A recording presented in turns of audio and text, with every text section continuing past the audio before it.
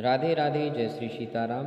जब हम पूजन कराते हैं, पूजन में स्वस्ति वाचन, देव नमस्कार और गणपति जी के 12 नाम लेकर के एक मंत्र आता है मंगल श्लोक में, तदेव लग्नम। तो उस मंत्र का वाचन कैसे करेंगे, आइए जानते हैं।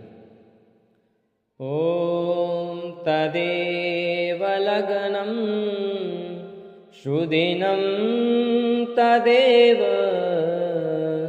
ताराबलं चन्द्रबलं तदेव विद्याबलं देवबलं तदेव लक्ष्मीपते तेऽङ्घ्रियुगं स्मरामि लक्ष्मीपते तेऽङ्घ्रियुगं स्मरामि।